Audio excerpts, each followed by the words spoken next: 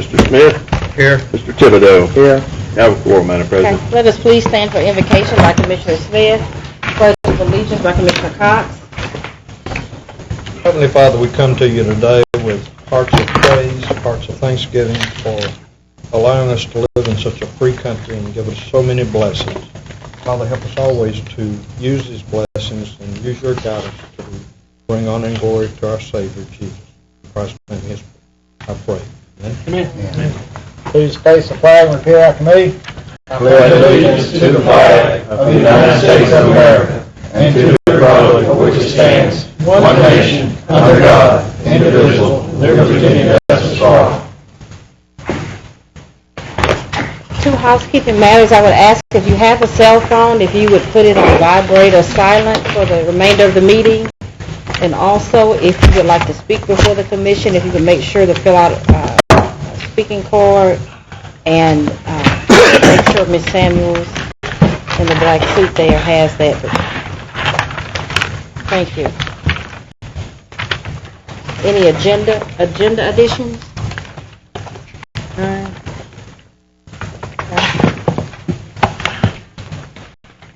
Mr. Spears, I'm sorry.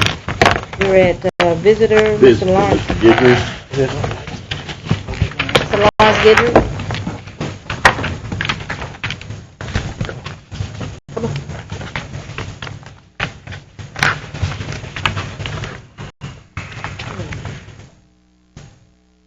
Good afternoon. Good to see you. If you could state your full name and address for the record, please. Lawrence Guidry, 4055 St. Vincent Avenue, Shreveport, Louisiana, 71108.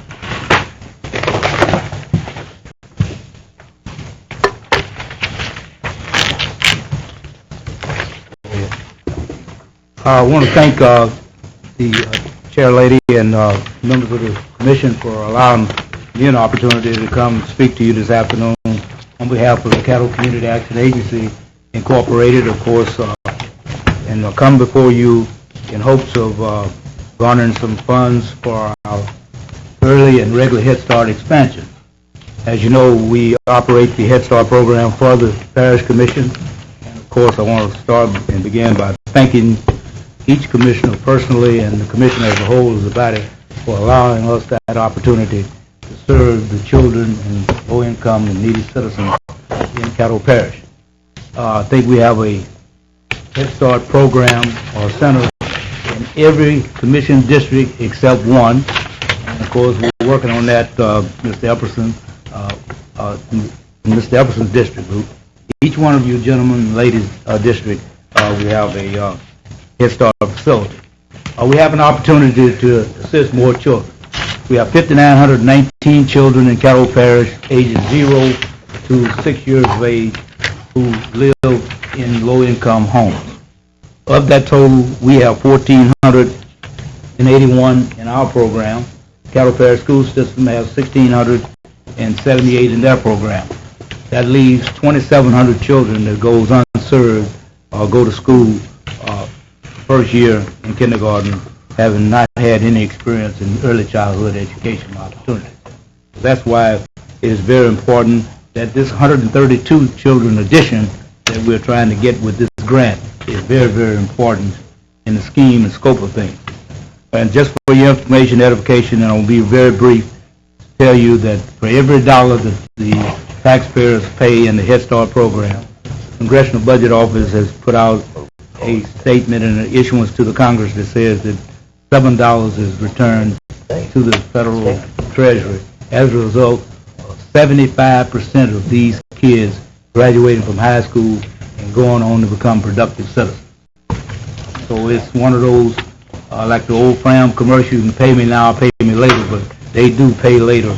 And of course, that is a startling statistic. Now compare that to non-Head Start children, the average is about 53%. So we are very proud of that. Then in Caddo Parish, let me just report to you, and I think I've sent you this information either over the time and years. Our kids score above the national average in all four of the statistical categories in which they measure: math, language, science. All of our kids can speak Spanish, at least count to 10, and say words in Spanish at age 3 and 4 years old. And I encourage you to go by the Head Start Center in your district. We have a bilingual teacher on, and you will see those 3 and 4-year-olds learning how to speak Spanish. In addition to that, 4 years ago, the Caddo Parish school system allowed Head Start to have a certain percentage of kids who test for the Magnet or Fundamental School program, which is the most prestigious program. Now, I'm a product and believe in neighborhood schools, but because they have that system set up, it was one in which we competed in, and 135 of our parents each year have an opportunity to allow their kids to test. And 94 to 100% of them all qualify for the fundamental school. So therefore, you can be proud of that because the Caddo Parish Commission is the grantee for Head Start. I want everybody to be sure and understand that you're the grantee for it, so you can take pride in that. When you go around the country, I'm not telling you something that's not in black and white. Anything that I say, I can give it to you in the paper so you can brag and boast of it, because it is really a truism that the program really works for our kids. With that said, I hope that you'll understand the need for this $25,000 is that these grants are competitive. We're in competition with our own state for $2 million is all that they've allocated. Out of all the stimulus money they've talked about, there's only $2 million allocated for the entire state of Louisiana for the regular Head Start program, $10 million for the early Head Start program. Sounds like a lot of money, but when you have 40 programs, it's not a lot of money. Therefore, we're trying to carve out a niche for 132 and not going for a whole hog. We're going for a half of a loaf or a quarter of a loaf, and hope that we'll be able to do it because it's important to the future and to the kids and to those children who have those special needs to get an early and a regular. Thank you all so much for having me. I see no questions. You did such an excellent job with Commissioner Pearson. I do. Okay.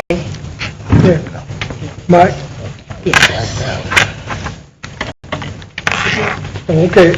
If can you either qualify for both a none? Can you qualify for regular Head Start and not early Head Start? I mean, if it on the grant. On the grant, you could.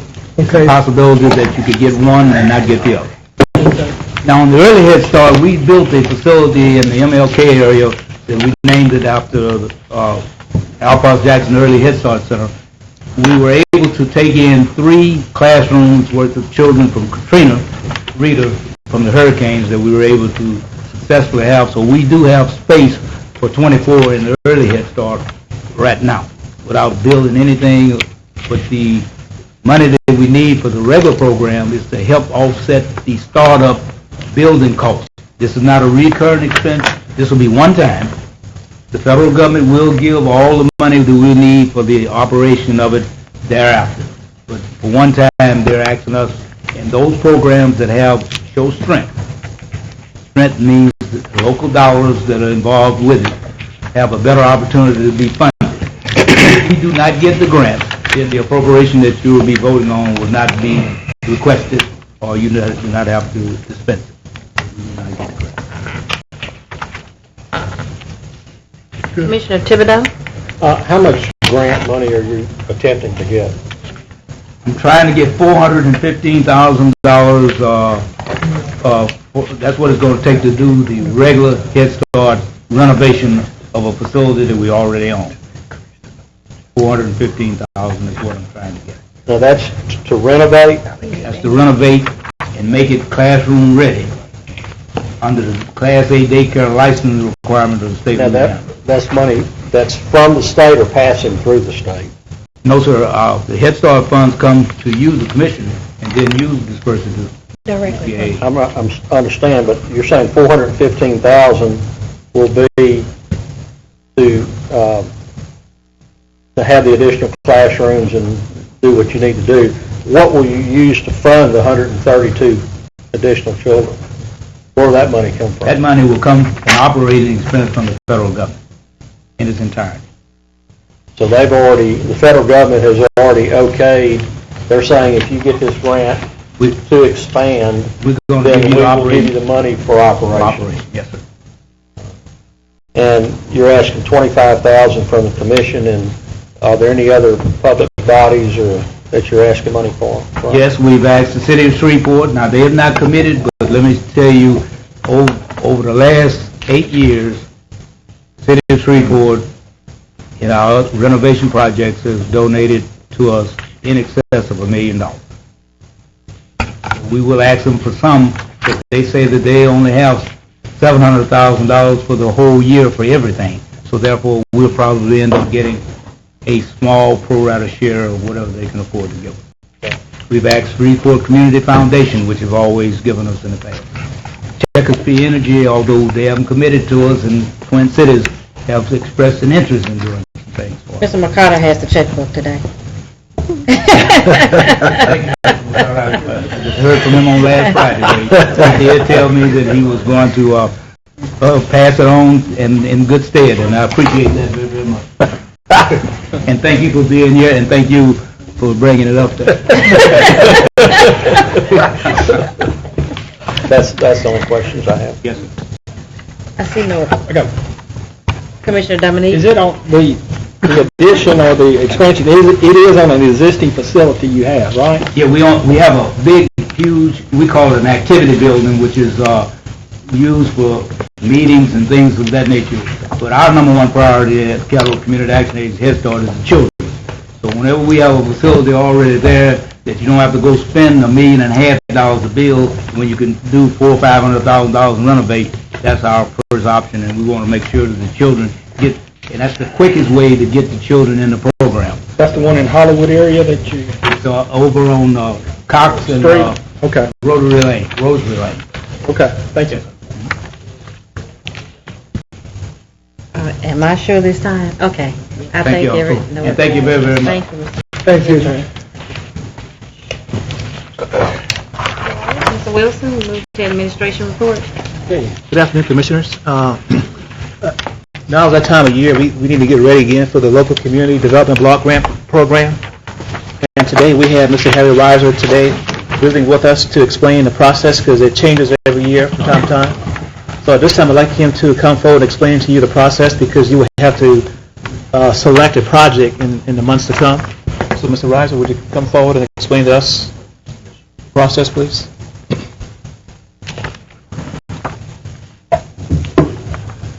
Madam President, members of the commission and staff, I'm with Coordinating Development Corporation, Harry Reiser.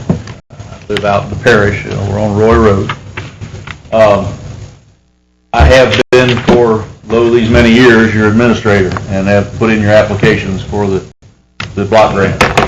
The time has come again. It's a 2-year cycle, and this is the year to submit new applications for block grant projects. There's several things that we need to do. One, I need the authorization to hold a public hearing one day here in the next 10 days or so. Advertise it in the newspaper for public comment to see if anyone comes forward from the public with a proposal for a project. If it is a project that is a viable project that is allowed by the program, that project will be written down and be offered to you for your consideration. We will hold a meeting with all the service districts of the parish for their input. We'll have resolutions before you on the July 6th or 9th to carry on the process to get started, if you will. Once the service commissions are brought into it and we have any input from the public, projects for your consideration will be presented in August. That will allow you all to prioritize the projects as to what you feel is the best projects for the parish for this cycle. We will have resolutions in July that'll be on your agenda. Those resolutions, they begin the process. They allow us to advertise for engineers' qualification statements so that you all can pick an engineer. It sets up the procurement processes, which we do every year. These are the standard resolutions that are passed every cycle. That's basically why I'm here. I just wanted to let you all know that the time has come. We need to start looking strong at what we want to do, and I need to get the process started. The applications are actually due November the 23rd this year, which seems like a long ways away, but when you figure all the things that have to be done between now and then, it's not really that far. That's why I'm here. Okay. Commissioner Baker? What type of projects are you looking for? Well, ma'am, the LCDBG program is restricted pretty much to infrastructure type programs. You're looking at water, sewer, water treatment, sewer treatment. You've got streets and roads that you can do. There are fire protection, where if you have areas that need larger water lines and fire hydrants, you can put in fire protection. The one thing to keep in mind, the LCDBG program is designed for the benefit of low to moderate income neighborhoods and people.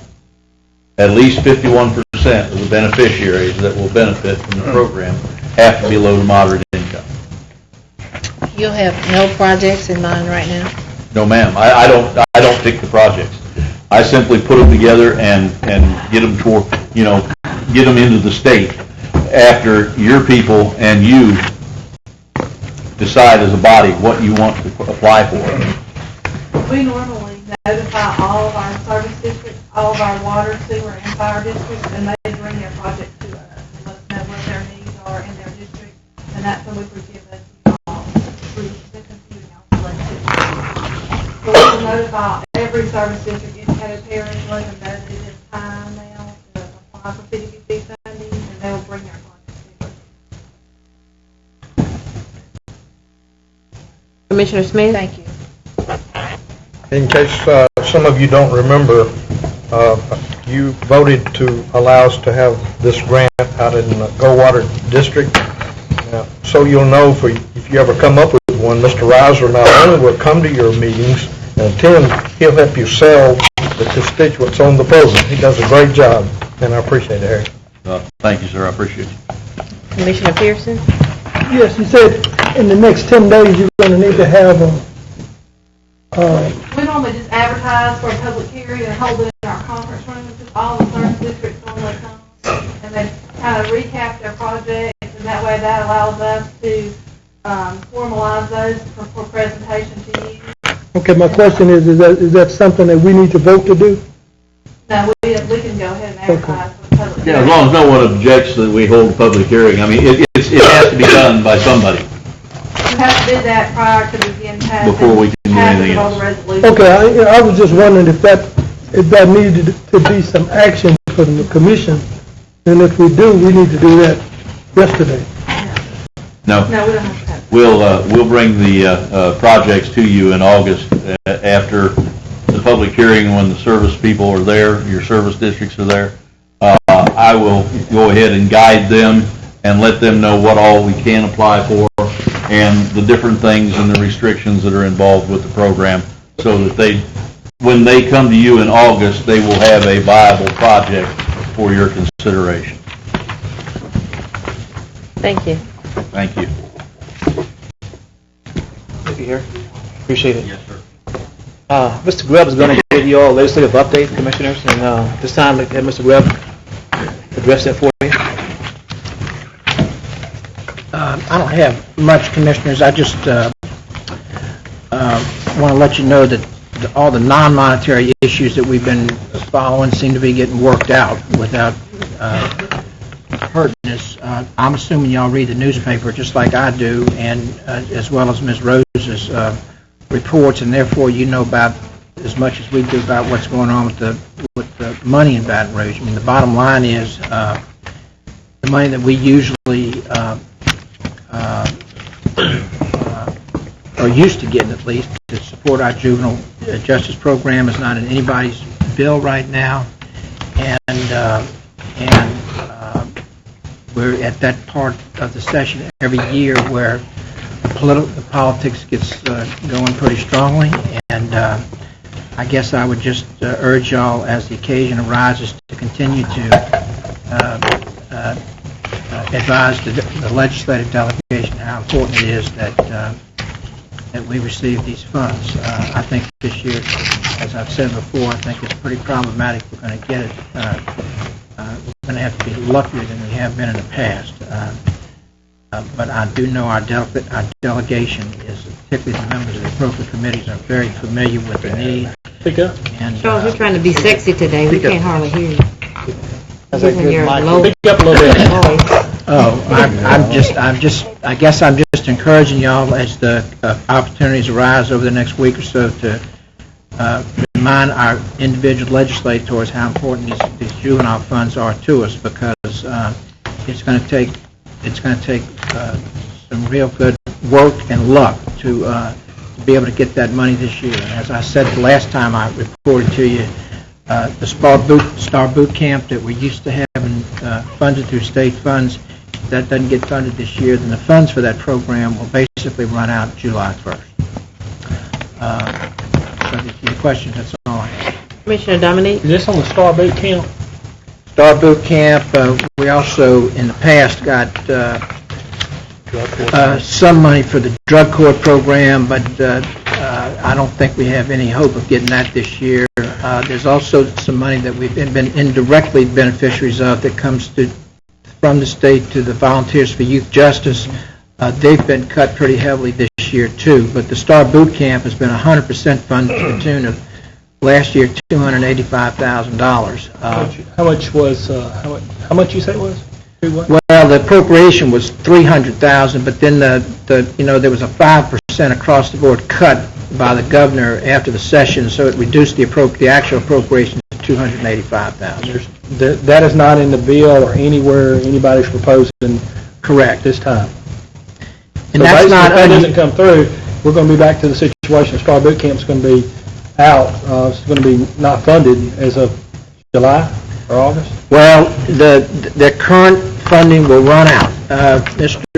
I know that Mr. Wilson has had some conversations with the superintendent about trying to get the school system interested in picking up some of the funding for that.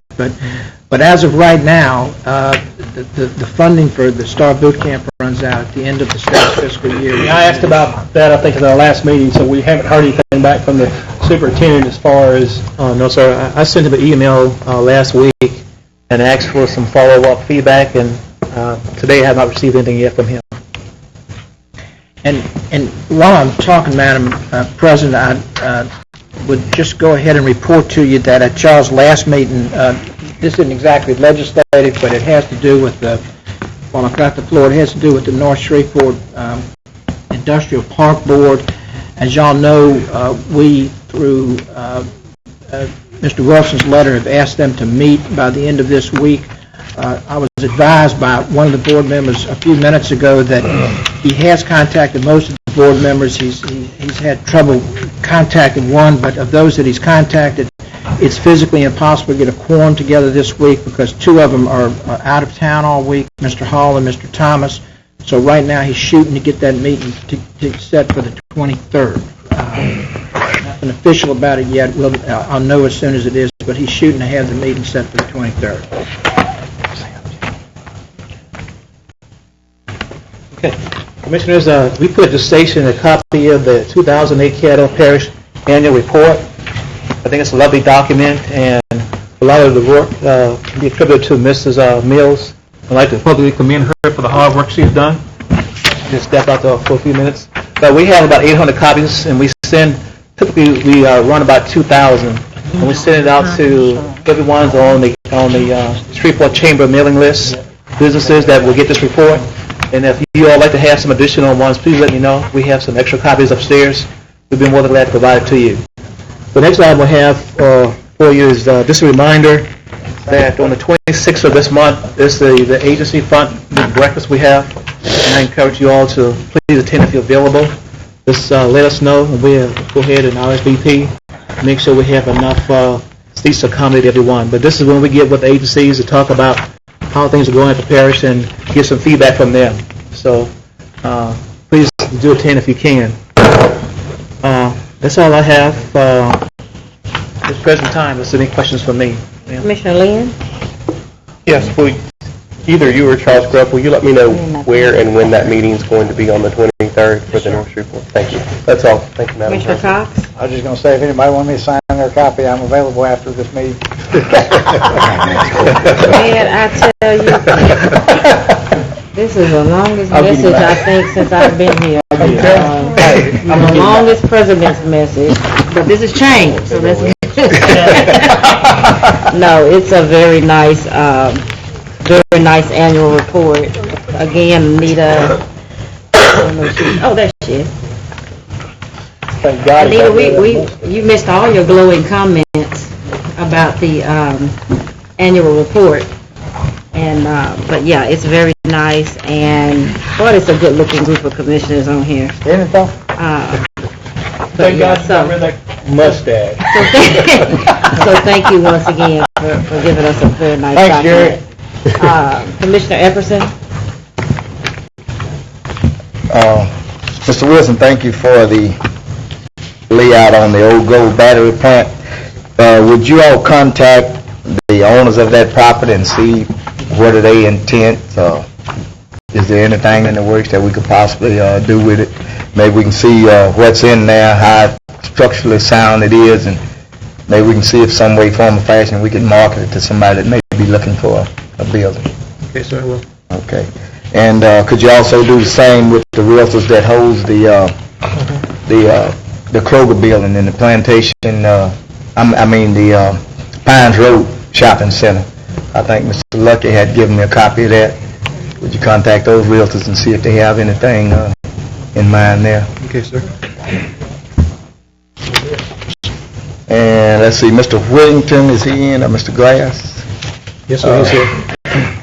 Did we find out anything in reference to the 18-wheelers and trailers parking on the streets? Did you get with legal on that, see if we could do something? Supposed to have given you the contact, you wanted to call them. We had contacted the guy and he won't ever call us back. Okay, well, I emailed him. I thought maybe you all had heard something since I I had. spoke with him, he said he gave you the info, Okay. but we haven't talked to him, he won't, we've Okay, but my contacted him concern several as of now, though, we can legally, we can do. times. Yeah, we could add them to the, Okay. the truck zone. Okay, all right. Thank you, sir. Also, we had a concern on Greenwood Spring Ridge Road. Did you get that email? I think I sent you and Jimmy. Yeah, I think Jimmy's Okay. in town. All right. I saw it on my Okay. All right. Thank you. All right. Seeing no other commissioners. Next item, Mr. Spears? Yes, Oh, I have one. we're gonna do on communication report. Okay, all right, that's fine. Okay, that's where we are, is communication. Commissioner report. Dominique? Okay, I just want to give you an update. Last Monday, the Park and Recreation Committee took a tour of the parks in the northern part of the Caddo Parish, and I appreciate all the commissioners that did attend that, and especially appreciate Larry Raymond, our Park and Recreation Director, helping me in setting up that tour. We went through all of our different parks in the northern part of the parish, met up here in the morning, took a van, and was able to get out and meet some of the people, but in particular just the different parks and the different ones that we have in the northern part of the parish. And I think that most of the commissioners came back with a feeling that we're doing a pretty good job. We're doing a really good job in the northern part of the parish, and we're going to try to set one up in the southern part of the parish in a few weeks. If I can get with Larry Raymond, he tells me we'll be just as equally impressed. And we also went and had lunch in Caraway's and Ida. I figured Commissioner Cox would be there at that time, but he didn't make it. We did have a good time, and hopefully everybody learned something, but appreciate y'all coming. Bringing my fishing pole next time. Commissioner Jenkins? Thank you, Madam President. I was about to say the same thing. I really did enjoy that trip up north to the parks, and the lessons that was given by Commissioner Pearson on fishing and where to fish and where the best fish could be caught. I really didn't know that we had, I will admit, I didn't know that we had that many parks up in that area. And I just want to compliment Mr. Raymond. I told him at lunch he has a lot that he has to handle, a lot that he has to control. It gave me a whole new appreciation for what he and his staff has to do, and I'm looking forward to going down south in Commissioner Smith territory and see what we have down that way. I also just want to remind everyone that immediately following this meeting today, we're going to have a finance and appropriations meeting. We're going to be talking about the oil and gas funds, and I just want to assure all the commissioners that your input is welcome at this meeting. It's not just for the committee members. And just to give us an idea, give us an opportunity to talk among ourselves. And I've also expressed to administration the same thing. So those of you that can be there, please attend, and we hope not to keep you too long. Thank you. Okay, thank you. Commissioner Thibodeau? You say if Commissioner Lynch goes with her fishing pole, somebody's going to have to put the worm on the hook. I wanted to ask Mr. Wilson if you could give me, and there may be other commissioners that are interested, information on what would be the simplest way to abandon any dedicated servitudes that the parish has that's never been developed and probably will never be developed. And I know that, Public Works and Rights of Way and our legal people will all be involved in it, so I was going to ask to go through you. And just, is there some simple way by simply an ordinance or something that we could abandon those that we see no use for? It would remove a lot of liability from the parish and would give adjacent landowners a little bit more land. Yes, sir. Be able to add that at the next work session? At the next work session be okay? That'll be fine. Yes, sir. Because there's a process. We tried that a few years ago, but we have dusted off and bring that forth in the next work session we meet and give you that information, sir. All right, thank you. All right, Commissioner Epperson? When you all visit the parks, don't forget Greenbrook Community Park in the urban area. We had almost, Larry, 5-6 acres of land that was just there. The Greenbrook, 2 acres, right. And just basically an eyesore, nice facility right in the middle of a community. And I think we got it with a grant, and it really enhanced that area there. Sorry? Yes, it's ours. It's the parishes in the city. One thing about fishing, Sam, stores get a lot of fishing. Acres go Commissioner Dominique? Mr. Epperson, we're going to surely hit that on our next one, and we're going to, I think, maybe make the next one in the afternoons maybe a little bit more available to you. We'll see if you can get off and go. I know you work and it's difficult, but one of the things, this was President Lynch's idea to get all the commissioners together to do a couple of these tours, and I just wanted to impress that y'all please tell your constituents about these parks. I think that they're somewhat underutilized, and we need to get the word out. And for example, we're having our hooked on fishing on the 27th. I'm sure Larry's going to address us either Thursday or next meeting to tell everybody about that, to try to get our hooked on fishing day, which is a big fishing day up in Earl Williamson Park. But we do have some good recreation opportunities that people in the city can enjoy, and it's not that, Blanchard's not that far, and I don't think Oil City is either. There's some nice opportunities. Just got to get out there and get the people to go. Sam, do you have a joke? Because you're over there laughing. What are you laughing about? All right. Next item, Mr. Spears. That concludes everybody's communiques. Old business, I have none on the agenda. Next, new business, introduction of ordinance 4894, puts Hemperley Avenue and Chatelaine Drive on your Schedule F no parking zones list. Mr. Spears, let me back up, and because I have these cards here that I need to... Move to suspend the rules, allow visitors to speak. Okay, without exception. Mr. Walter Johnson? Yes, come forward. We're going to allow everyone that fill out a card to go in and speak now. I have so many papers up here, I covered them up and forgot about it. So if you can state your, Did we move to the oil and gas ordinance already? no, but you have to speak prior to us getting into our agenda. Okay. Okay. So state your full name, Walter and address for Johnson the record. III. I'm an attorney here in Shreveport at 4300 Uri Drive. I represent the Haynesville Shale Landowners Association, and I would like to speak to the session and the council at this regarding the oil and gas ordinance. No, go on. You do it now. If you want to talk, you need to do it now. We'll have a public hearing later on, but if you want to talk, you talk now. Well, let me say by way of introduction, I represent hundreds of landowners in this area that are in our association.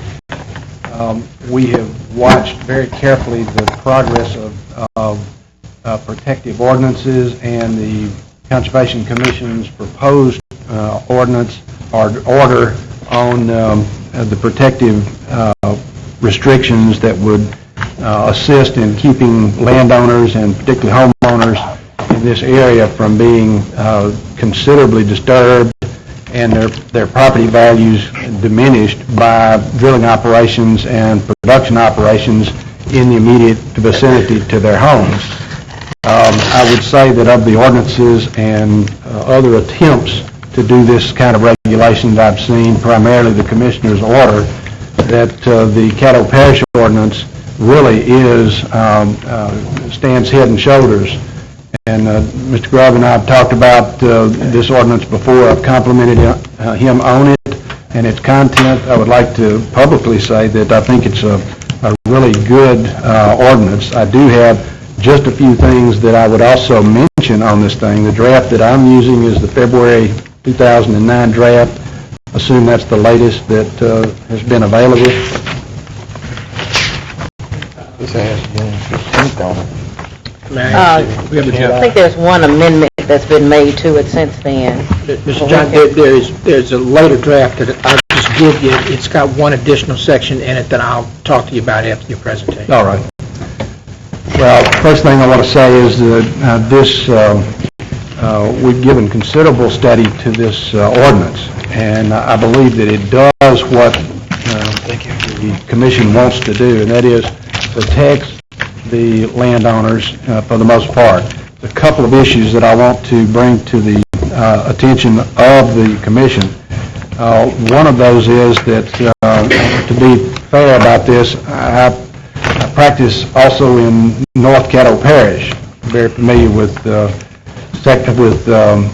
your section up there, Commission District 1, and there's a lot of older wells that are up there that, in my view, and of course this is very objective, beauty in the eye of the beholder, there's a lot of surface operations there that might not be considered beautiful, and yet people live near them. I don't think there's any protection in there about facilities like that are stripper facilities that I don't think is the real objective of this ordinance.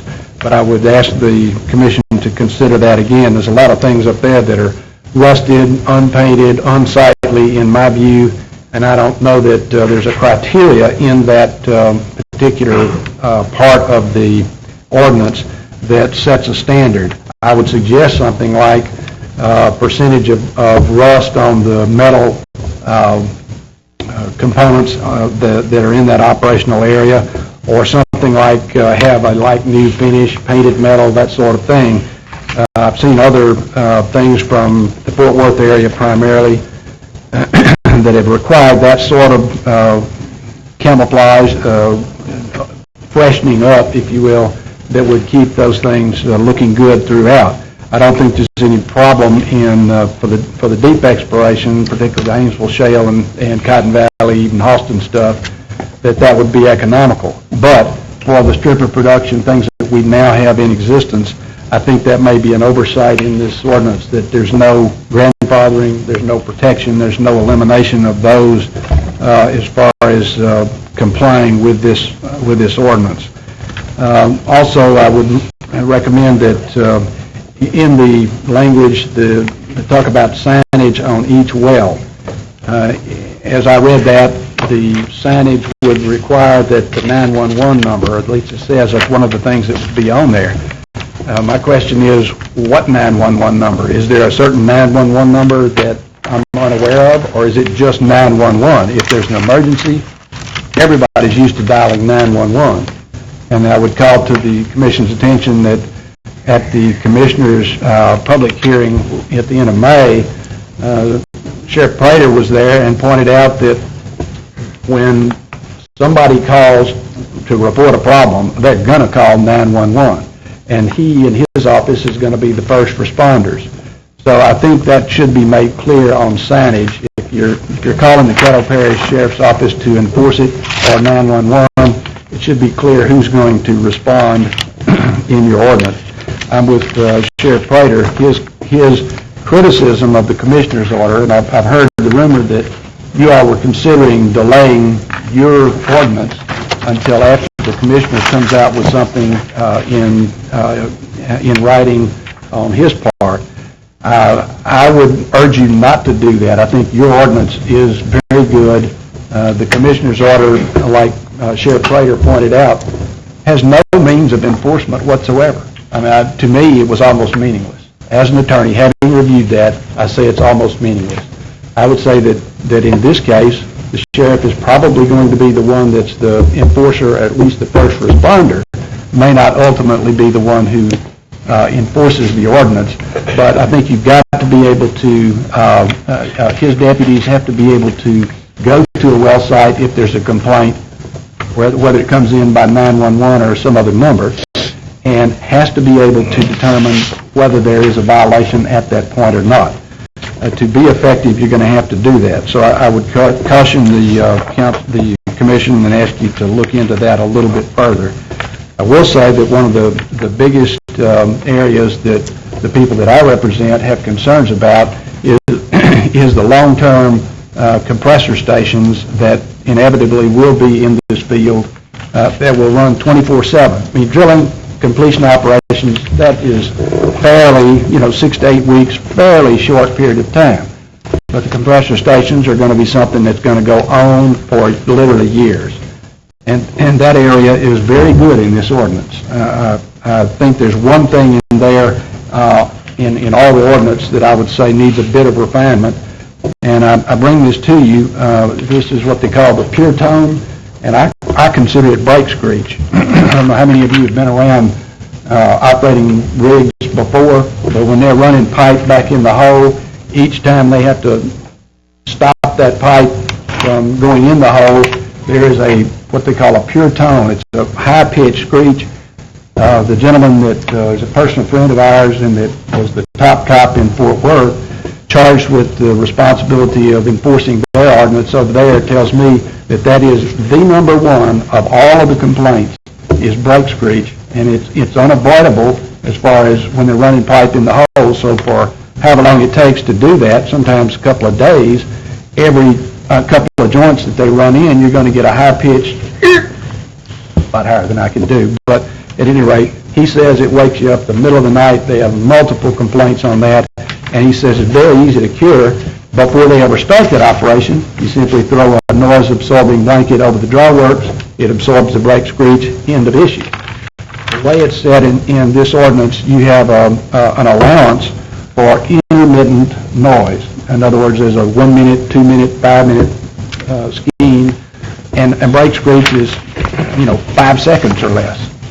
But it is the most important thing, as according to Mr. Lunsford, that they found as a complaint in Fort Worth. I'm saying they could easily remedy that by throwing the blanket over the drawworks before they ever start. But that one pure tone thing should be an exception from that intermittent adjustment section.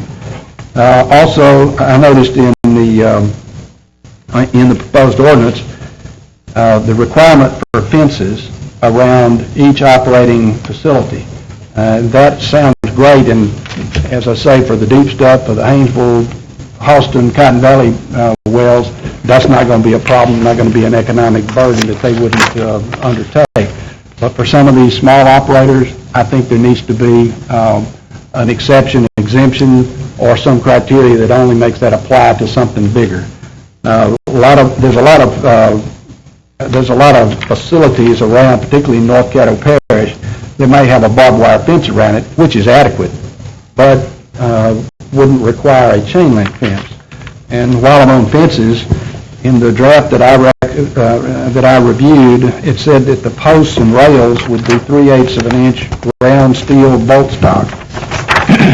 My concern there is there may have been a line left out, because every chain link fence I've seen was put up with 1.5-inch posts and 1.5-inch stretchers on top, not 3/8 of an inch bolt stock. I think that was probably meant to be the diagonal stretchers or tensioners, but somebody might check that and just see. One of the other things that the ordinance proposed mentions in 28.5.2, it leaves the screening in urban areas for further refinement by the Department of Public Works. I'm not sure it's necessarily wise to pass that responsibility along to the Department of Public Works. It probably ought to be defined in here, because we have no idea what the Department of Public Works may ultimately define the screening to be and what may be required. Generally, I think this is a very good ordinance, and my compliments to the authors. There are these few objections that I've mentioned here, but I don't think they should derail a prompt passage of this ordinance. Our study shows that it's a very important objective of the landowners in this area that they have protection for their property, both their peace and quiet and their property values. And one of the things that I've used at almost every meeting in the last 6 months or so, and we do have public meetings frequently, I ask how many people want to live next door to one of these either drilling rigs or operations like a compressor. So far, I have not had one hand raised on that. Likewise, when I ask them, well, would you buy a piece of property next to or in the vicinity of one of these operations, nobody wants to raise and volunteer on that. So I'm telling you that it's unanimous. This is a very big concern to the landowners. They don't want to have these rigs and operations in their neighborhoods without protection, or near their houses without protection. So I urge you to go ahead with what you're doing. As I said, the proposed commissioner's order, as an attorney, I've looked at it. My response to that is there's enough holes in that to be a block of big eye Swiss cheese. It's just not meaningful. There's no enforcement potential at all. So I caution you, this is an important issue to landowners. Press on with what you're doing. I think your attempt at control and regulation is reasonable and will not get you in trouble that the city found with their regulation of drilling near the lake. I think you avoided that problem, and I think you should go on not waiting on the commissioner, because pie in the sky by and by is what I think the commissioner will give us. I note that LARGO, the Louisiana Oil and Gas Association, supports what the commissioner proposed. From a landowner standpoint, it is insupportable. So you've got that dichotomy, and I would urge you to go ahead and tighten up the ordinance with a few things that I've mentioned and maybe that you've discovered, and let's get it passed. That way we know that landowners are protected, their homes, their peace and quiet are protected, and we can coexist with the oil and gas industry that we're fixing to experience. Thank you. Thank you, Mr. Johnson. Jody. Okay, Ms. Jody, if you will pronounce your last name for me, Brian. Okay. They didn't look at it. Okay, I feel better now. No, that's fine. My name is Jody Burnix, and I live at 193 Gray Eagle Drive, Shreveport, Louisiana. I represent the Louisiana Oil and Gas Association as their Director of North Louisiana up here. Thank you for giving me the opportunity to address the Commission today. First, I want to thank you for the recognition that you gave our industry on its local impact in your 2008 Caddo Parish update. That was wonderful, and we do appreciate that. On the ordinance that we're addressing today, ordinance number 4896, my only comments today, I'll just keep it very short, is that we have talked about the Commissioner of Conservation's field rules for the Haynesville Shale. That first draft was released in April with a public hearing held on May 21st. Right now, I believe the state, the Commissioner of Conservation, is internally vetting comments that were given at that time, and since then in writing by the public and local municipal bodies. I believe that the parish and the city have sent comments into the Commissioner. They're certainly considering those and will be issuing a final draft in the coming weeks. Because of that, I do respectfully request a delay in consideration until that draft is finalized by the state to avoid duplicative and conflicting regulations. In the Commissioner's draft, they do address many of the subject matters addressed by your same ordinance in fencing, signage, noise, hours of operation, and the like. And I just ask that until we see what the state is going to have as their final regulations, that we hold off on a passage of this ordinance so that there will not be conflicting with the state different rules for the industry to be able to follow as we go forward. And I'll take any questions that you might have. But that's the only comments I have for today. Thank you. Thank you. Motion to go back into regular session? Second. Without exception, pass that to Jerry, please. Next item, Mrs. Sears. Now back to new business, ordinance 4894, add Timberlake Avenue, Chatelaine Drive to the Schedule F, no parking zones, and go to ordinances. Move forward. Second. Moved by Commissioner Cox, second by Commissioner Pearson. Any discussion? Please vote.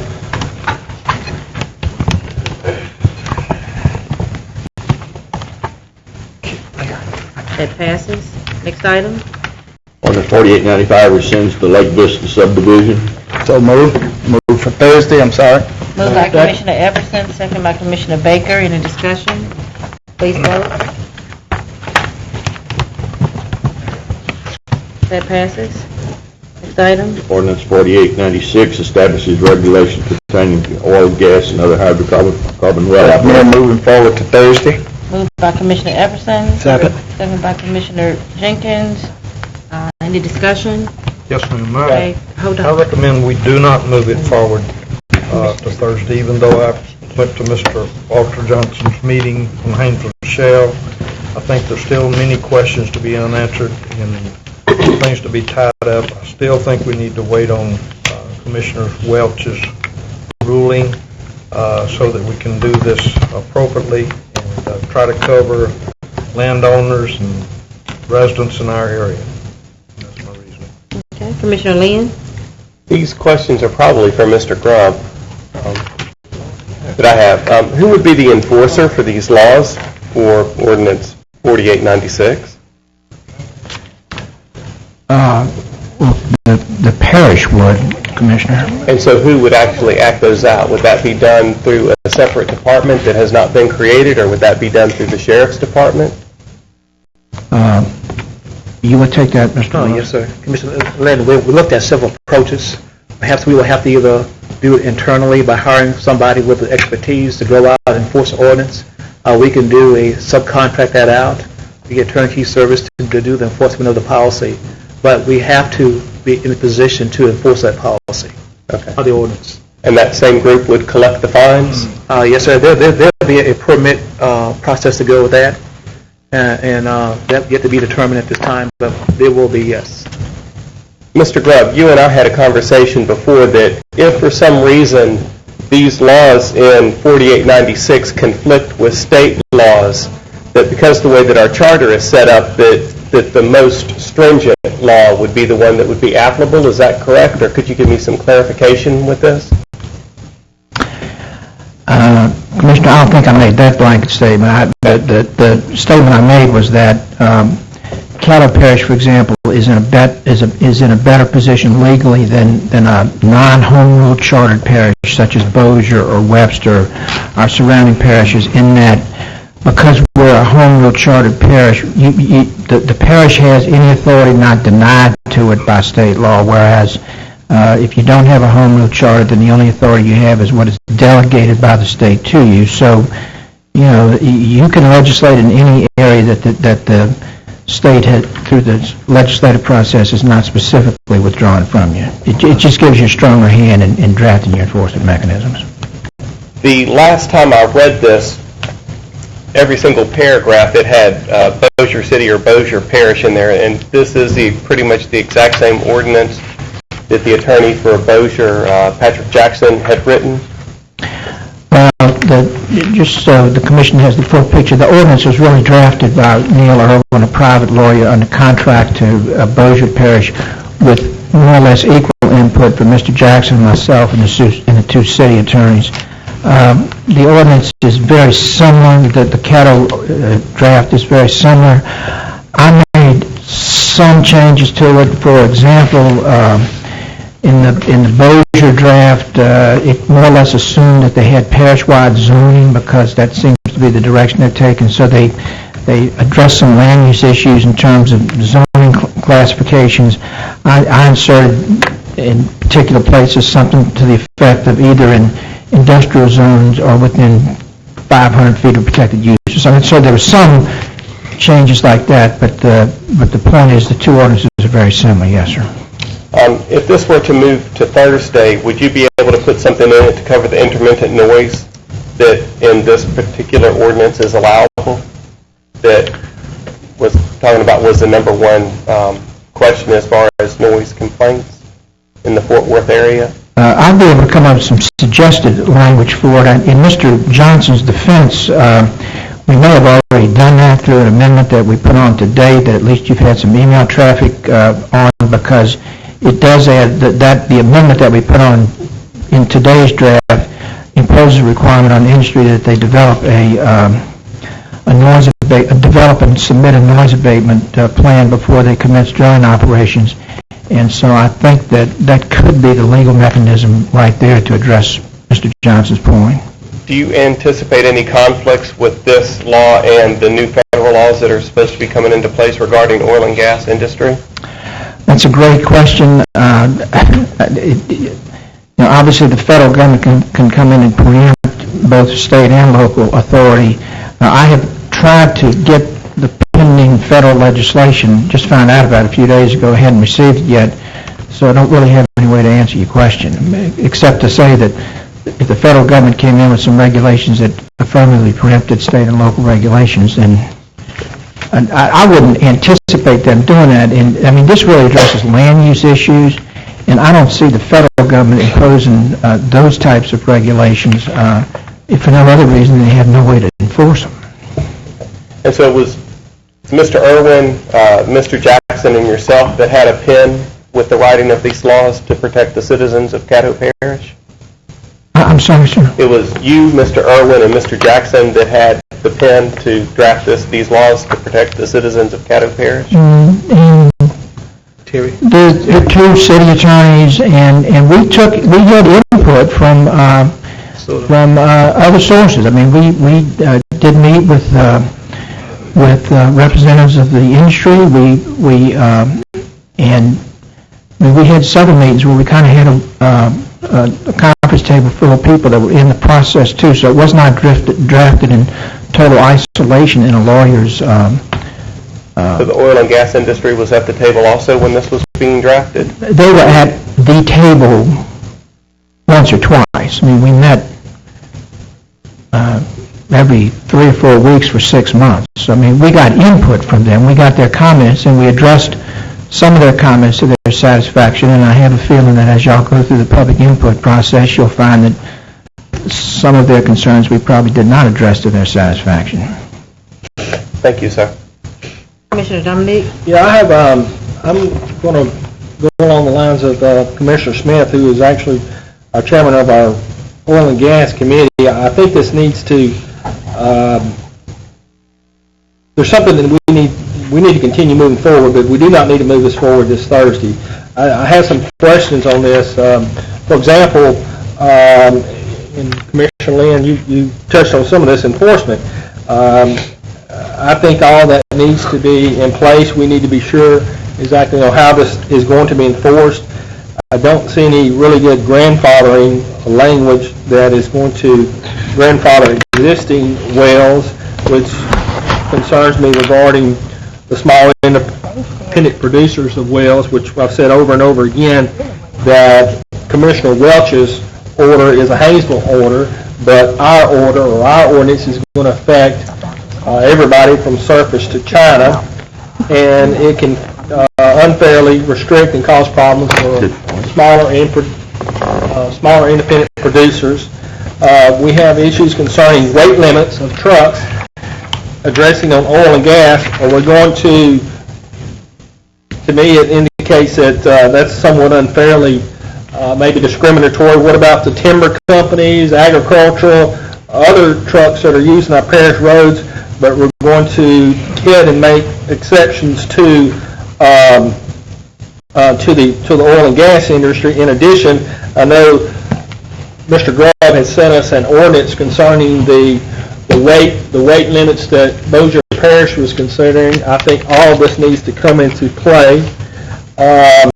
It was my understanding that we were going to wait till the Commissioner Welch's order did come out, and I think, as everybody knows, that we are concerned the fact that it was a very watered-down version, but I still think we need to wait until it does come out to look at it and see exactly what it does say.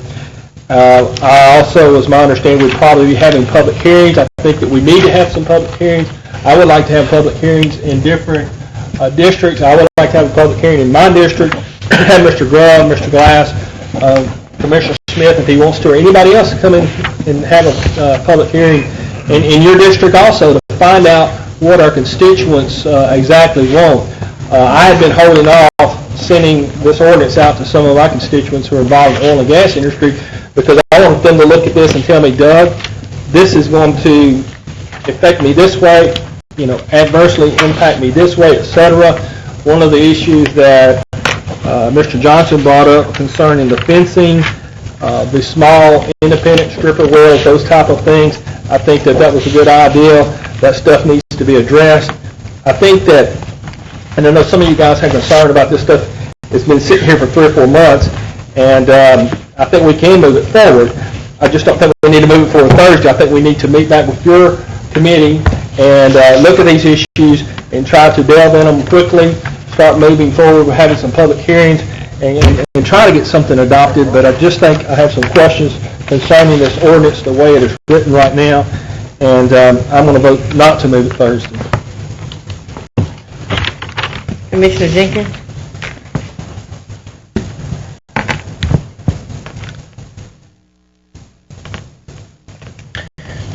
Thank you, Madam President. I'm sorry, I was looking at some information there. I guess my major concern here is if we don't go ahead and put something on the books, when are we going to do it? We went through this process for quite some time now. I don't think you're going to get a perfect document at any stage. I think whatever we produce is something going to be subject to some amendments at different stages as we go along. I don't see anything in the ordinance that hampers the industry in any way from moving forward with the exploration and drilling for gas. In fact, they are doing it. But I am becoming concerned that we don't have anything at all on the book for the citizens. I've made my rounds to some of these meetings. I think we need something there. It bothers me to some extent. This is not to accuse the industry of doing anything wrong. I'm just saying, but it bothers me to some extent that we have an incident with those cows up there, down in the southern part of the parish. It just seems to me that everybody's passing a buck. The public is not getting any information. Everything that's publicly recorded, this department saying, well, we don't do it, it's up to that department, it's up to this department and that, and the public is sitting here and they're not getting any information. And somebody said a loss of property. And that could have easily been somebody, a human being, or could have easily been somebody's child or whatever. I think we need to, in my mind, get something on the books so we can be a player at the table with the persons who are responsible for the drilling activities that's taking place out there. I don't see any reason why we should not move forward with this at this time. I believe as time go on, you're going to end up making some adjustments to it anyway.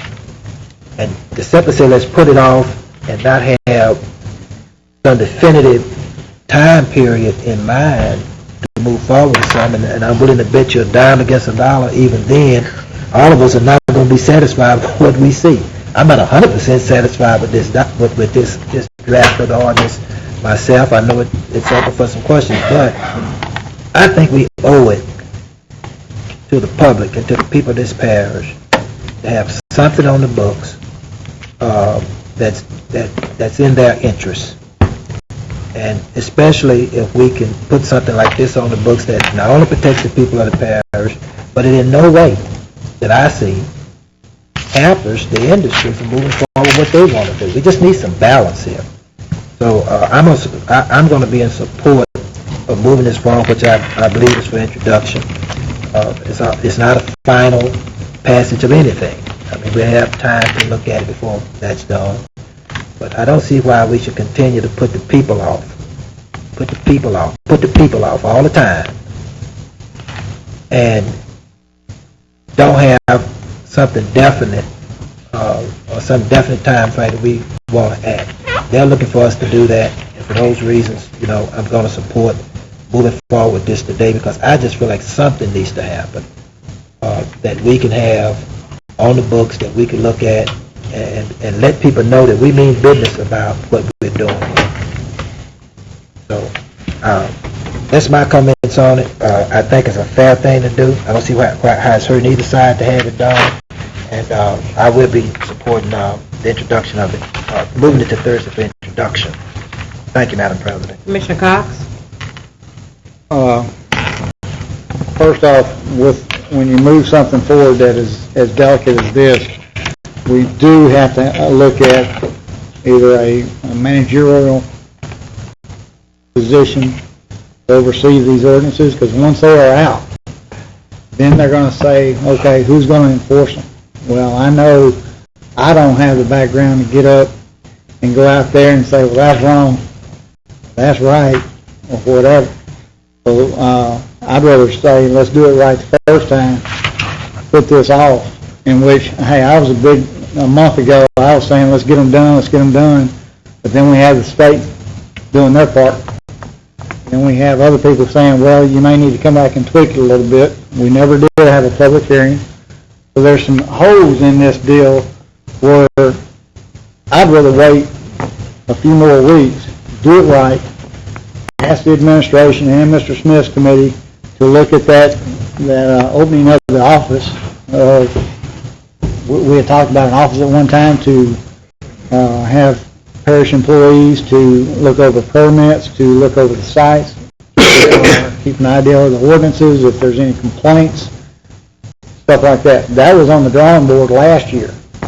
So I would like to go back and, see where we are, because once you put this out, if we were to pass it to Thursday and move it forward, I think it's going to come back and bite us, because it's quiet right now. The two main issues that was in Spring Lake and Mr. Smith's area, we pretty well handled those up directly. Nobody else is getting their phones rung off the walls like it was 3 months ago. So while it's quiet right now, let's get it back.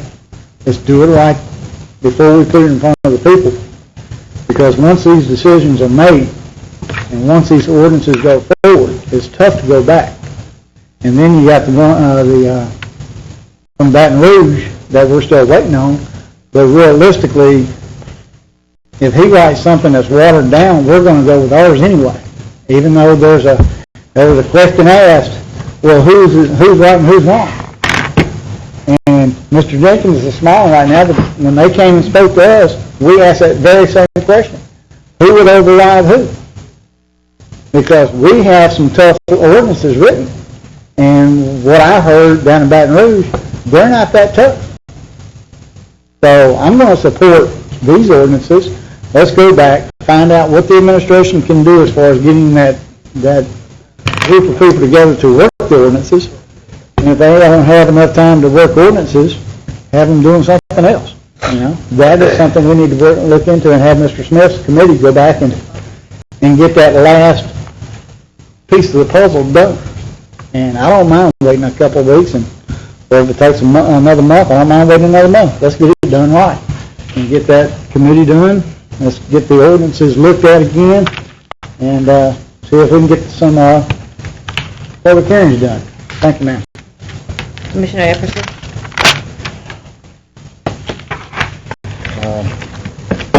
The Home Rule Charter gives us the responsibility to enact legislation that takes care of the citizens of this parish, their safety, their health, and their well-being.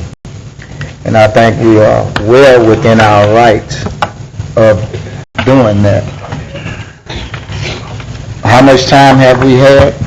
If you would go back to the minutes of June the 19th, 2008, I think we had a lengthy discussion relative to some of the things that citizens were contacting us with the oil and gas leasing, as well as some of us had the foresight to contact our colleagues in Fort Worth and Arlington, Texas, because they had been through this in the Barnett Shale. We had legislation that they had in place sent to us where we could scrutinize it, where we can be proactive instead of reactive. But it appears as though we are falling into the reactive category. I think I heard it stated that a draft was ready around February, but here we had June the 19th, 2008. You know, it's in the minutes, very lengthy discussion. Same concerns that we have now, we have gotten complaints about them. Some things that we have even done that possibly had we had some regulations in place could have circumvented. Is this going to be a fix-all situation at this point in time? No. But for us to further delay on acting at some basic foundation of some regulations based upon the concerns which our constituents have relayed to us, and mine certainly have to me. I've gotten calls from 169 off Wallace Drive. We know the situation with Spring Lake. We know what happened with the park. So what we've done, we have a running gun battle. I think I mentioned that when we were debating the drilling exceptions and the contract in the park. So what's going to come up next before we have a basic format or a roadmap in place where we won't have to pick and choose? Is it important for us to have regulations? Of course it is.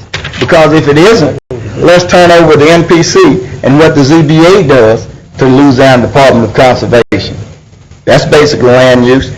I got a call the other day. They said they're getting ready, they're putting pop valves in, and a neighbor, that lady was going to keep it quiet because he liked the amount of money they was going to give him to put the pop valve on his property. But hey, I got a call the other day that some people within the neighborhood had opened up a car wash in their front yard in a subdivided neighborhood. That's the reason we have laws. I couldn't just up and dig a pipeline and put it down in front of my house unless I do what? I got to go to the MPC. I got to go to the ZBA. I can't just up and sell liquor within an area and it's not designated a zone for it. Same situation here. We owe our citizens our recognition that, of course, we want to see this the prosperity and the economic benefits of this thing, same as we want to do with businesses. But guess what? Businesses have to be zoned also. We aren't singling out anyone else. And if knowledge serves me correct, I thought we had an ordinance in place when I was on the commission in the 90s that governed heavy timber trucks. I know we have something in place now because when I get a call from a concrete truck in my neighborhood that's building a house, I call Robert or Jimmy and they say, hey, we can come out, and if they tearing that road up, we can fix it for it. So we don't discriminate. We just focusing on a situation that is highly unusual at this particular time, and we want to make sure that we have something in place that's going to make them fair to everybody else.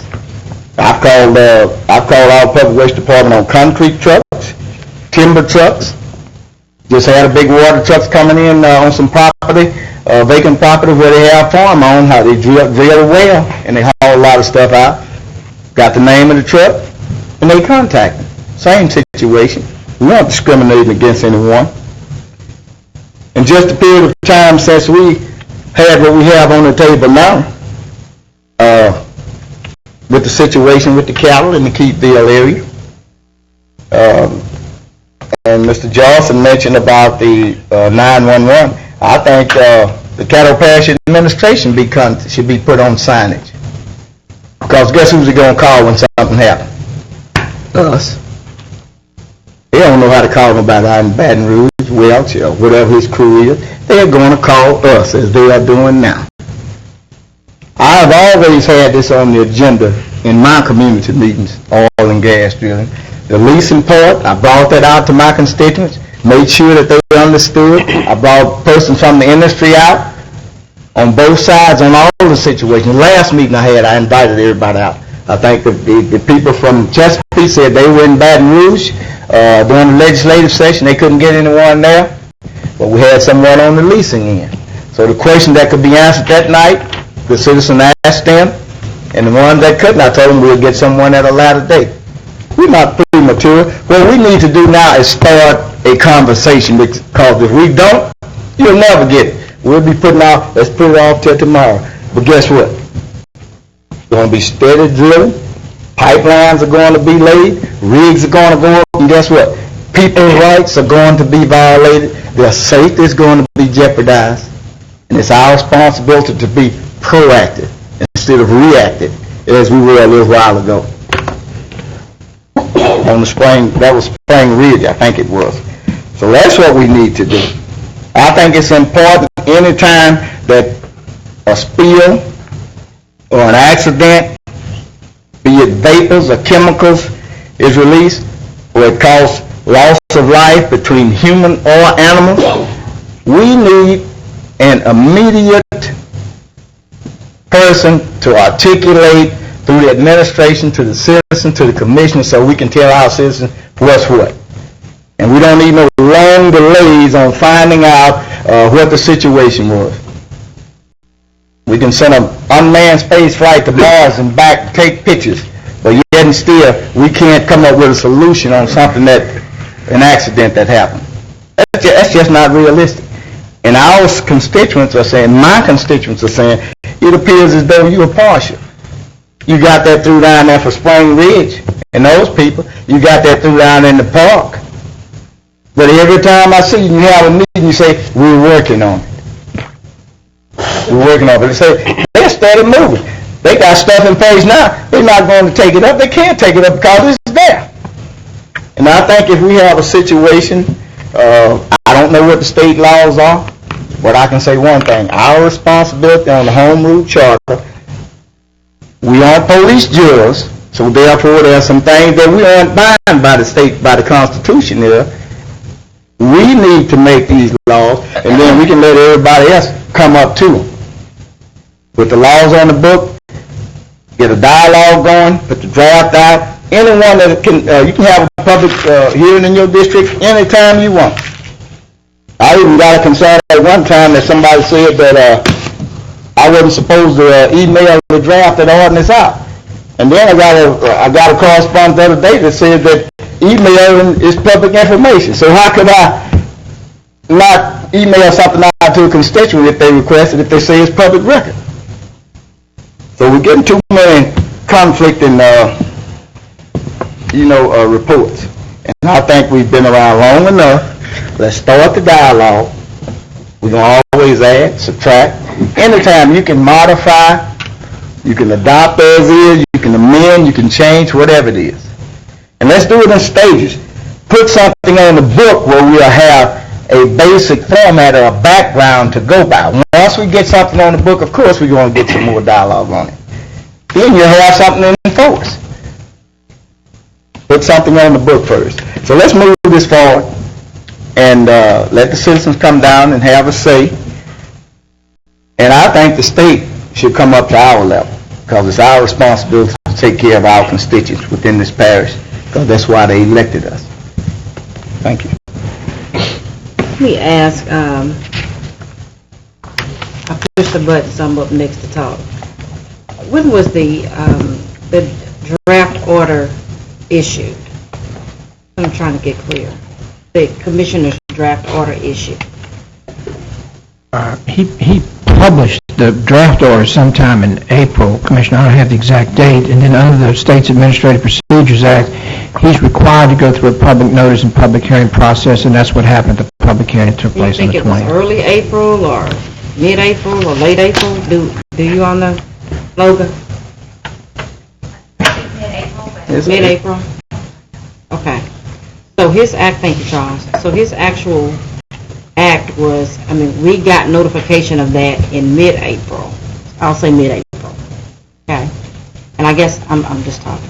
And what's concerning me about some of the comments, let me just say, as a public servant, it's only a few things that kind of make the hair on the back of my neck stand up, which you can't see it because I have this wig on, but it makes that hair on the back of my neck stand up, and one is misleading the public. I do not like for the public to be misled in any shape, form, or fashion, particularly from people who are elected to represent the public interest.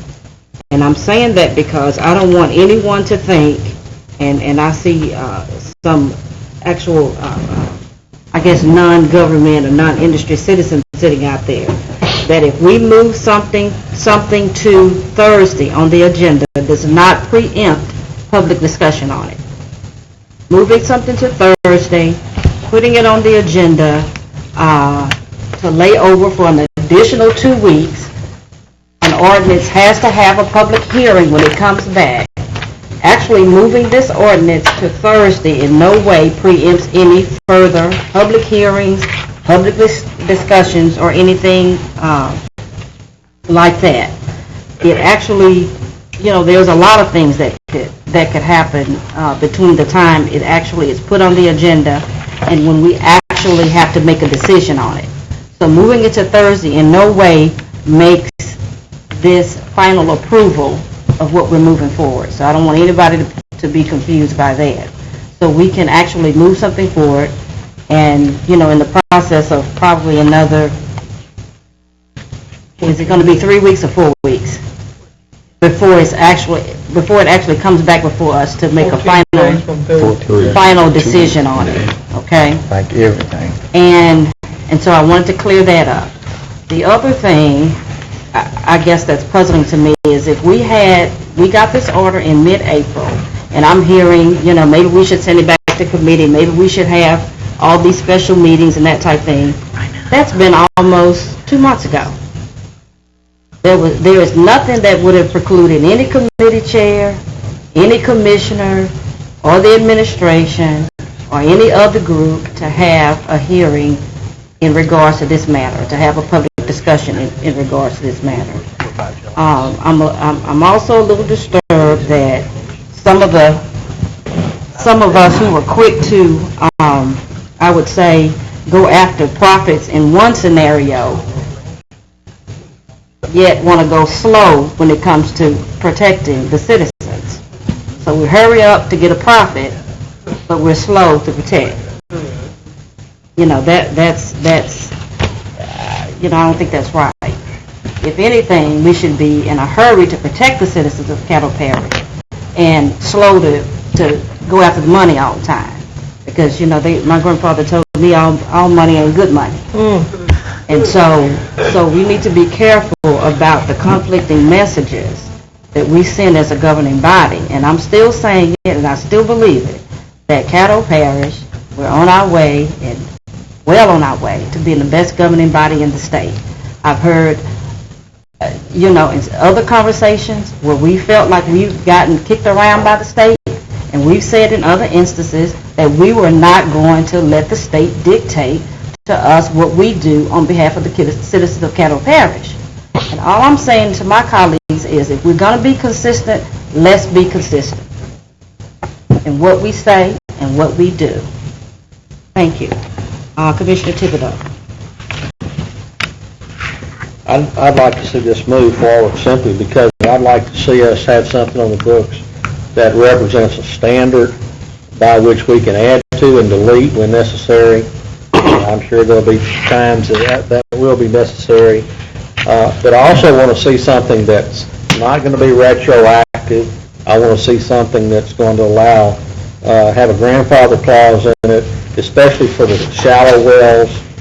In my particular district, we're fortunate enough, we have Cotton Valley and Haynesville wells being, if you're not careful, you're going to fall in one. They're starting to drill so many of them.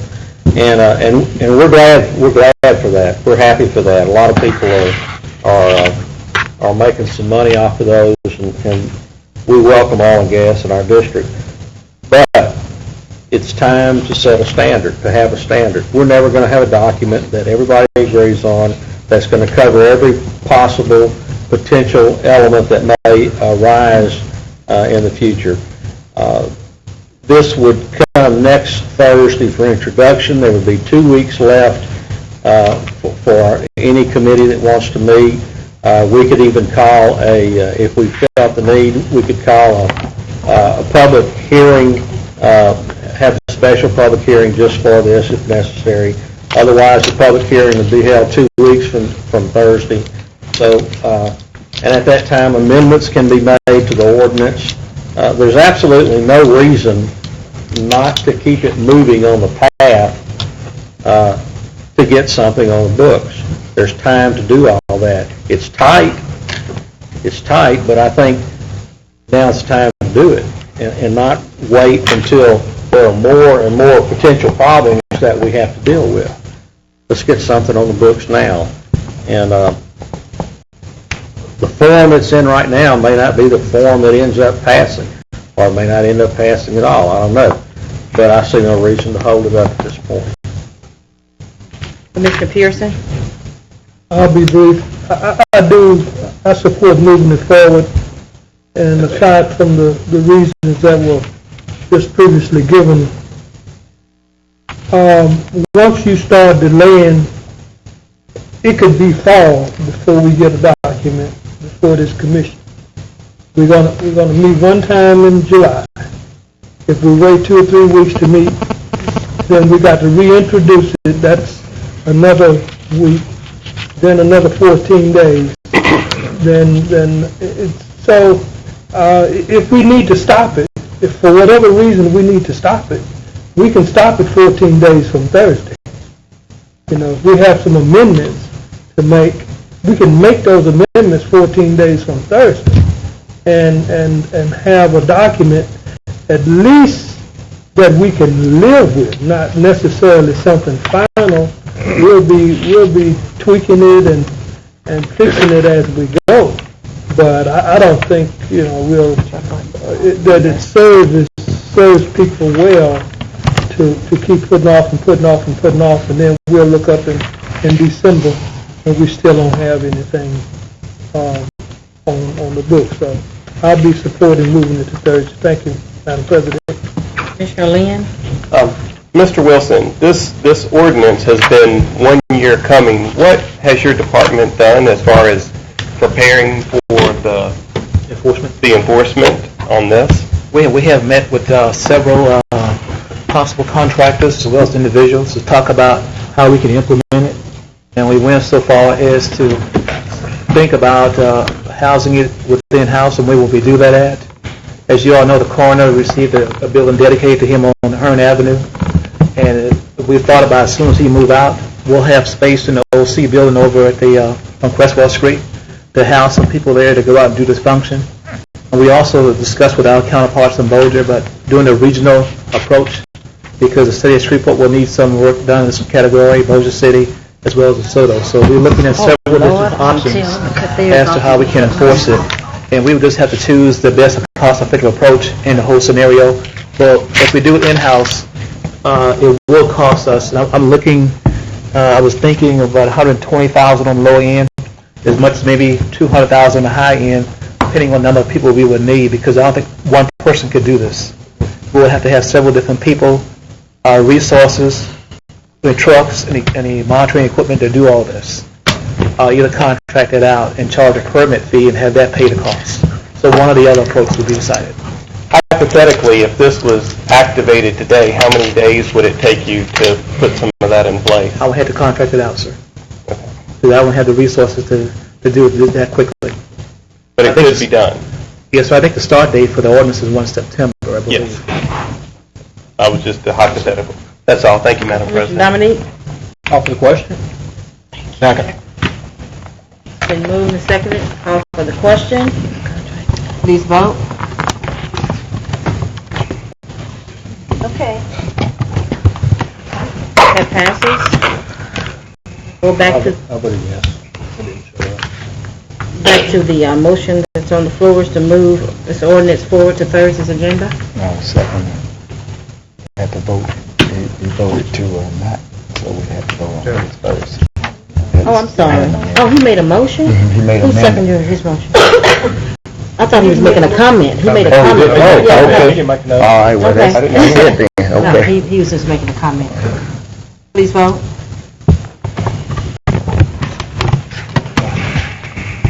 That passes. Next item. Yes, ma'am. Ordinance 4897 amends your Riverboat Fund budget to provide the matching funds, $25,000 for CCAA Head Start. So move second. Moved by Commissioner Pearson, second by Commissioner Baker. Any discussion? Please vote. That passes. Next item. Resolution 26, authorize advertising for bid $10 million general obligation bonds. Move to Thursday. Moved by Commissioner Pearson, second by Commissioner Baker. Any discussion? Please vote. Next item. Resolution 27 approves the issuance of $121,000 sewer revenue bonds. Move Thursday. Sewer ready. Moved by Commissioner Smith, second by Commissioner Land. Any discussion? Please vote. Sorry, I was fast on the draw. Okay. I know. Okay, we're gonna I voted revote. yes. Okay.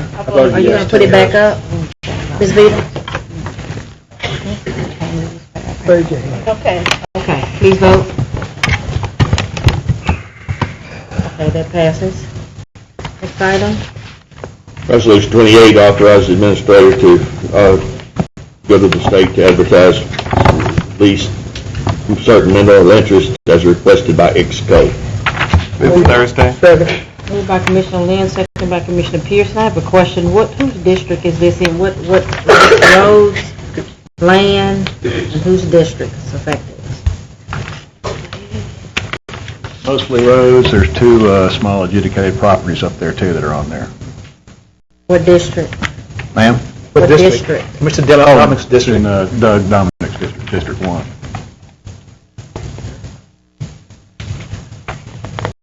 All right, thank you. Please vote. Okay, it passes. Next item. Resolution 29, support the parish's application in conjunction with CCAA for a Head Start expansion So grant. move. Moved by Commissioner Pearson, second by Commissioner Baker. Any discussion? Please vote.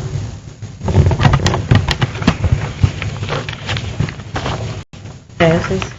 Next item. On Mr. Dan Logan to the Board of Twin Valley Conservation District. Move to Thursday. Second. Moved by Commissioner Dominique, second by Commissioner Epperson. Any discussion? Please vote.